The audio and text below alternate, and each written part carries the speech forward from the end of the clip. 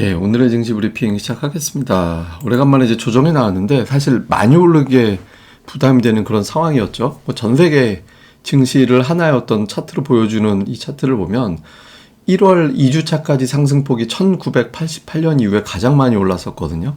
연초 좀 열심히 달렸다라는 부담이 있었고, 이게 영국 지수인데 영국은 종가 기준으로 신고가예요.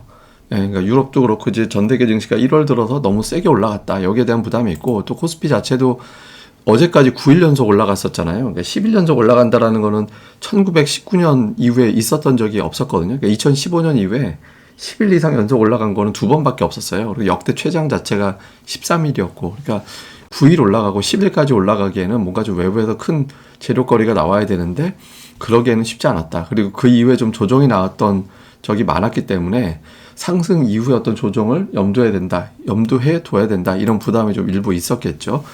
그리고 이제 차트에서는 우리나라 이제 코스피가 어떤 특성이 있냐면 한참 하락해 있다가 121선을 돌파하면 3, 4일 이내에 121선 근처에 한번 좀 휘청거리는 그런 조정이 나오는 현상이 과거 데이터를 보면 좀 자주 있었거든요. 그래서 좀 121선 돌파할 정도로 시장이 좋은 게 맞나? 이런 의구심을 갖는 투자자들이 있었을 겁니다. 그래서 많이 오른 거에 대한 부담이 매도를 유발하게 됐다. 뭐 여러 가지 재료가 있었겠지만 이런 것들이 좀 핵심이었고요.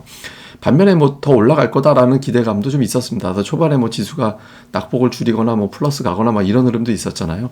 과거 시뮬레이션을 해보니까, 그러니까 과거의 데이터를 바탕으로 현재 상황을 시뮬레이션 해봤더니 계속해서 이제 인플레이션이 떨어질 것 같다. 떨어져서 2, 3%대 정도까지는 내려갈 것 같다. 그러니까 이런 어떤 분석이 있었죠. 그래서 인플레이션 피크가 맞다. 이런 주장도 있었고, 반면에 이제 월스트리트 저널에서 설문조사한 거, 향후에 어느 정도 경기 침체로 빠질 확률이 어느 정도 되는지 이거에 대해서 설문을 했더니 61% 정도 되는 사람들이 경기 침체 갈 거라고 본다. 근데 이제 과거에 이 데이터를 보면 경기 침체로 간다라는 부담이 클 때 역시 실제로 경기 침체에 빠진 경우가 많이 있었거든요. 근데 이게 사실은 이거는 좀 잘못된 거예요. 왜냐하면 경기 침체로 실제로 들어간 다음부터도 이 설문이 계속 진행이 됐고 그 다음에 더 올라가는 그런 현상이 나왔기 때문에 이거는 그냥 경기 침체로 뭐 전망한다 안 한다는 그렇게 의미가 없습니다. 그리고 오히려 긍정적으로 보면 60% 이상 경기 침체로 간다라고 대답했을 땐 이미 경기 침체 들어가 있는 경우가 많았거든요. 그러니까 지금 그 단계가 아니잖아요. 그러니까 좀 투자자들이 경기 침체에 대한 공포감을 과도하게 가지고 있고 그 이제 남아있는 상황 자체가 시장이 연속적으로 올라간다라는 거에 대해서 믿기 어려운 그런 환경을 만들어준 것 같습니다. 그래서 오늘 뭐 시장이 빠지는데 경기 침체가 곧 온다는데 이렇게 올라가는 게 맞나? 이런 어떤 우려감을 자극한 것도 좀 조정의 이유였던 것 같습니다. 뭐 뉴스들을 점검해 보면 미중 재무장관이 만난다. 뭐 여기서 어떤 결정이 나오진 않겠지만 어쨌든 만난다라는 것 자체는 좀 긍정적인 메시지가 될 수 있었거든요. 근데 오늘 이제 이걸 갖다 중국 관련된 뉴스가 또 나온 게 작년 성장 전망치가 3%, 작년도 성장률이 3%였다. 목표치에 크게 미달했다. 이거 좋게 보면 예상했던 것보다는 잘 버텼다라는 건데 나쁘게 보면 3%밖에 안 돼? 그러면 지금 거의 46년 만인가 뭐 몇 년 만에 최저 성장한 거라고 나오잖아요. 그러니까 어느 쪽으로 볼 거냐라는 건데 오늘을 먼저 본 거는 중국이 성장을 되게 못했었다.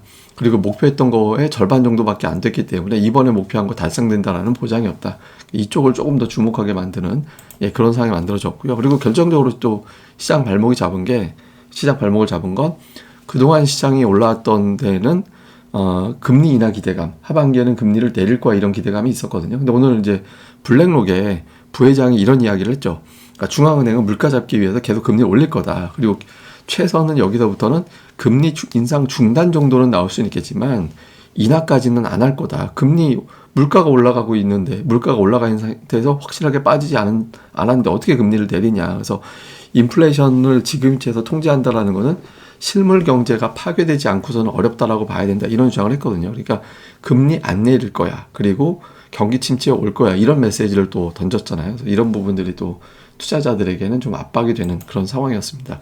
근데 이런 뉴스에 반응은 기관만 했어요. 뭐 기관 투자들이 이제 주로 매도를 해서 시장을 끌어내리는 그런 역할을 했죠. 외국인들은 꾸준하게 뭐 매수하고 있거든요.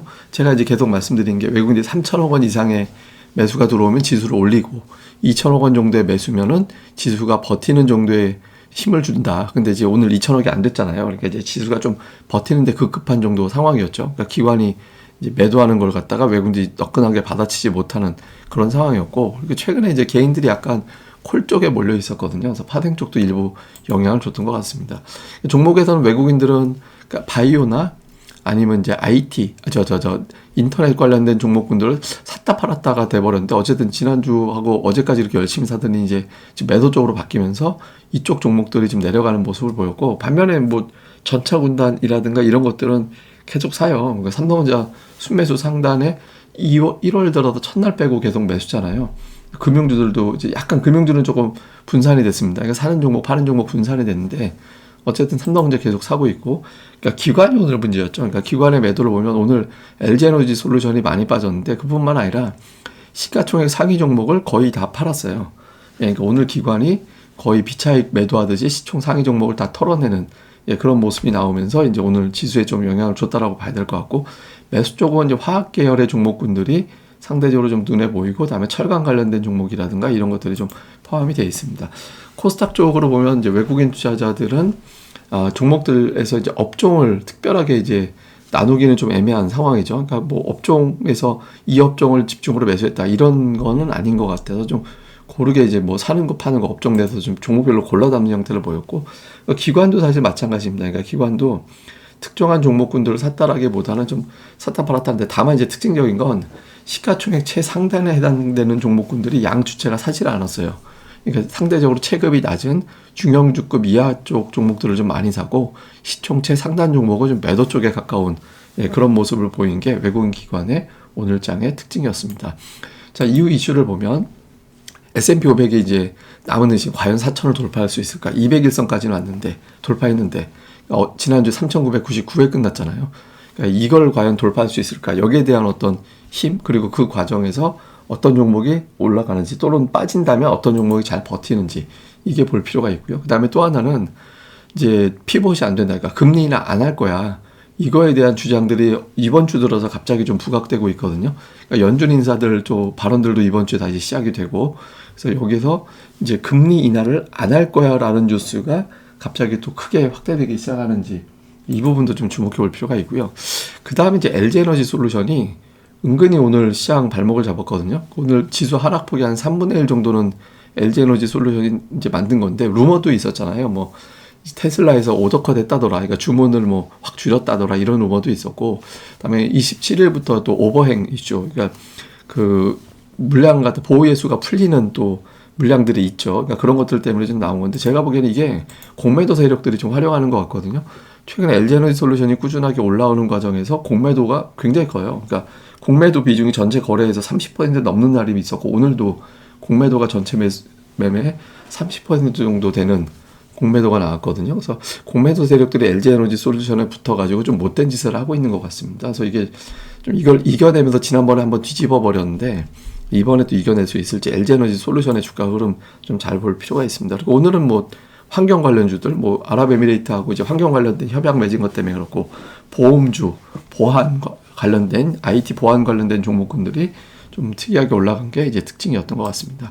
근데 원래 그 설 전에 시장이 이렇게 화끈하게 올라가기가 쉽지가 않아요. 2018년도, 19년도에 각각 2.5% 정도 올라가긴 했지만, 그러니까 이게 뭐 특이하게 확 올라가기는 어렵거든요. 그래서 이게 두드러지게 어떤 특징적인 모습보다는 조금 조심스럽게 움직이는 그런 경향이 있어서, 설 연휴 전에 시장이 시원스럽게 올라가기에는 연휴 앞두고서 불확실성이 어떻게 될지 모르니까 좀 조심스러운 움직임이 나오는 게 이번 주에 어떤 특징이었고, 그런 가운데서 뭐 공매도 세력들이 움직여서 또 연속적으로 많이 올랐겠다, 조금 매도가 나왔던 하루, 이렇게 보시면 될 것 같습니다. 그리고 오늘은 이제 추억의 시리즈인데, 제가 자댕하고 도토로는 예전에 한번 보여드린 적이 있었고, 오늘 이제 민들레 영토까지 한번 보여드리려고 한번 다시 가져와 봤는데, 민들레 영토는 한번 가보신 분들도 많이 계실 거예요. 이제 이게 우리 대학 다닐 때 생겼던가? 가서 컵 같은 거에다가 음료수를 사면 안에서 또 뭐 책도 보고 막 이렇게 될 수 있는 공간이 생겼잖아요. 예전에 뭐 자댕, 도토로, 자댕이 그때 커피가 1,500원, 도토로가 800원, 900원, 그렇게 이제 시작됐던 커피 전문점이었거든요. 자댕이 1,200원이었나? 제 친구들도 저기서 아르바이트 되게 많이 해가지고, 도토로는 노란 찻집, 그래서 옛날에 뭐 약속 잡을 때 뭐 그녀를 만나는 거 100m 전, 그럼 이제 노란 찻집에서 약속 잡고 그랬잖아요. 저도 저기서 약속 잡았다가 친구들이 어디서 만나? 그래서 노란 찻집에서. 그랬더니 종로에 있는 노란 찻집을 다 뒤져가지고 저 만나는 장소까지 쫓아가지고 그때 만났던 사람하고 깨진 적이 있었거든요. 그래서 하여튼 요런 커피숍에서 옛날에는 주로 모였죠.